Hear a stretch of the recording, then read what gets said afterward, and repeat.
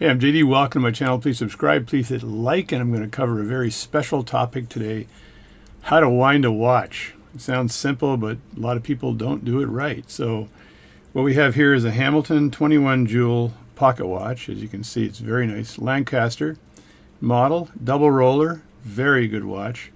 It is a railroad grade watch. It's adjusted to 5 positions, as it says over here on the side.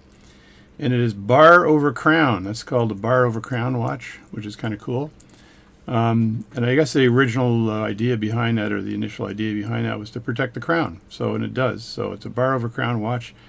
They're really sought after. This one here has no wind on it at all. And if you see me move the watch just a bit, you'll see that the balance is actually loose, is where you want it to be. And if the watch is completely in beat, time to get my tweezers out here. If the watch is completely in beat, then the pallet fork is laying between the banking pins underneath here, exactly in the center. Although compression and decompression of the hairspring would say that it's not going to be exactly in the center, but let's just say for argument's sake it's exactly in the center. So that watch is perfectly in beat, meaning that it swings, the balance swings one way in X degrees, and it swings back the other way in the same amount of degrees. So really bad math, X equals X. There you go. That's a beat error of 0. So that's what you would have. If you've got a perfect beat error, you should be able to start the pocket watch off just by a wind. So for winding the watch, I hold it in one hand like this, get a firm grip on it, don't loosen, no loose grip. And then I turn like this to wind it. Now I don't try to go all the way around if I've got a crown on there that's with no bar over crown. I just do this. Now I'll show you how I wind it. And you'll see that the ratchet wheel, or the ratchet wheel on top of the barrel, right here, this is the barrel, this is the ratchet wheel, this is the barrel. Underneath there, it's turning, and it's turning the arbor that's inside of the mainspring barrel. And it's wrapping that mainspring around that arbor in the center. That's what it does. And then when it's finished doing that, it releases power from the arbor to the barrel. And then the barrel turns.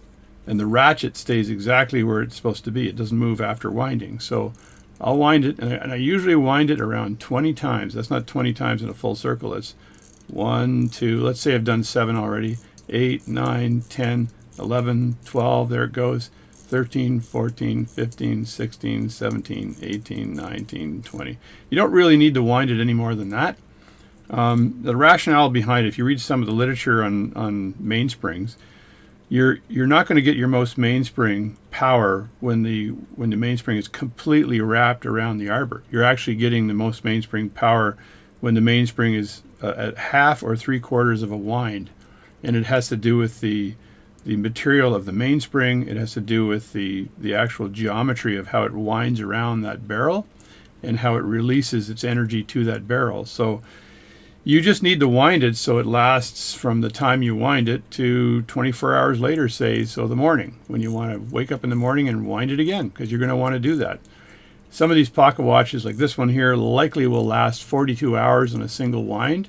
The danger of winding it all the way is that you're really yanking that mainspring on the outer barrel. And I'm going to draw a picture for you to show you what I mean. All right, I'm really lazy today. I'm going to draw this picture on an old piece of watch paper. Go figure, eh? So here's and it's likely going to go through. Let me just put another piece underneath it just in case it goes through. That way I won't get mad at myself. So there's the barrel like this, right? There's the watch barrel there. The arbor is in the center. And when you wind this, you want the spring would be 1/4 of the volume in here, I'll say, or the diameter. It's 1/3 of the diameter, and then another 1/3 is space, and another 1/3 is the spring. So it's the arbor is 1/3, the spring is 1/3, and the space is 1/3.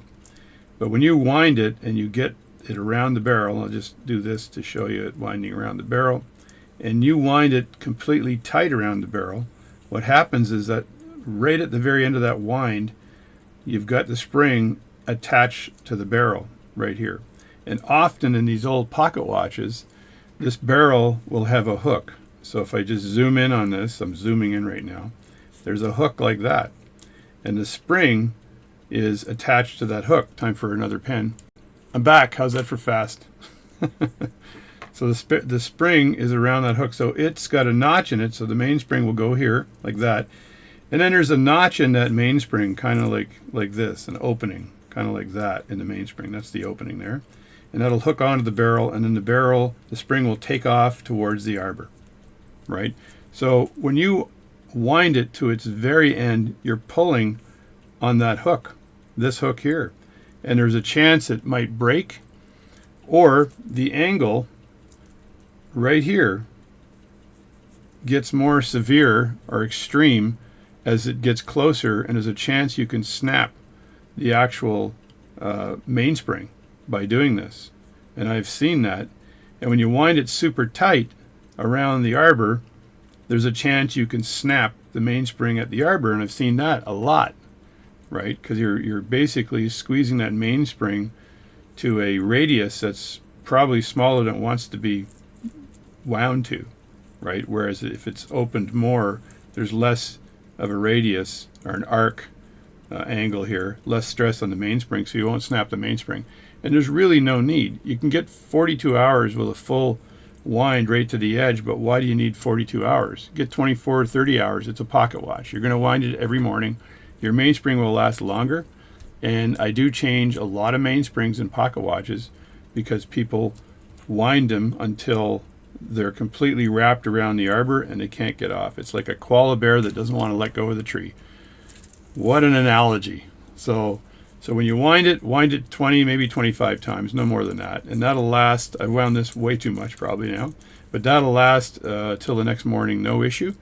Try it out, wind it 20 times, see how long it lasts, wind it 30 times. Maybe that's what you need to do, right? But find out for your particular watch how much you need to wind it. And it's called, people call it overwinding, although the watch community will say, no, there's no such thing as overwinding.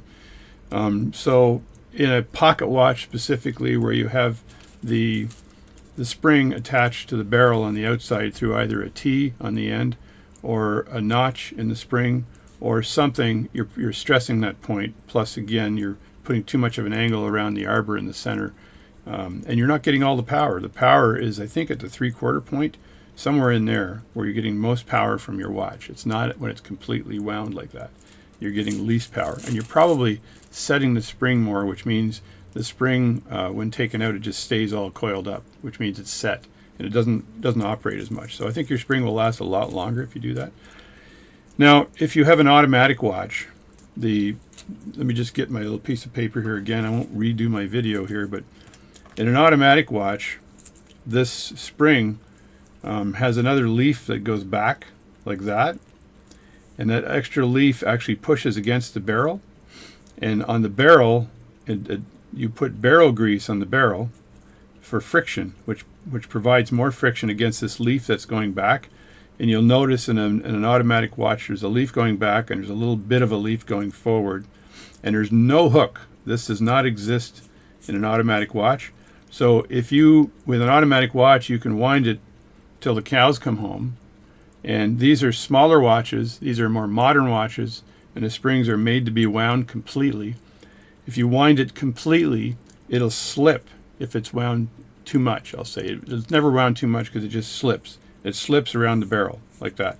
But again, even with an automatic watch, you're going to wake up in the morning, you're going to wind the watch.